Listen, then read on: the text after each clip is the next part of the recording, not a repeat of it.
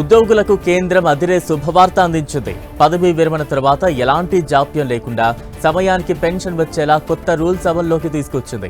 ప్రభుత్వ ఉద్యోగులకు ఇకపై 2 నెలల ముందుగానే పీపీఓలు జారీ చేయనున్నారు. దీంతో రిటైర్మెంట్ తర్వాత వెంటనే పెన్షన్ అందుకునే వీలు కలుగుతుంది. ఈ కొత్త రూల్స్ ప్రకారం ఇకపై ఏ ఒక్క ప్రభుత్వ ఉద్యోగి కూడా పదవీ విరమణ తర్వాత తమ పెన్షన్ లేదా పెన్షన్ పేమెంట్ ఆర్డర్లు పొందేందుకు నెలల తరబడి వేచి చూడాల్సిన అవసరం ఉండదు. పదవి విరమణ పొందిన తర్వాత వెంటనే పెన్షన్ బెనిఫిట్స్ అందేలా కేంద్రం కొత్త రూల్స్ తీసుకొచ్చింది. రిటైర్మెంట్ పొందిన వెంటనే పెన్షన్ పేమెంట్ ఆర్డర్ పొందేలా అన్ని పనులు గడువులోగా పూర్తి చేయాలని సంబంధిత మంత్రిత్వ శాఖ స్పష్టం చేసింది.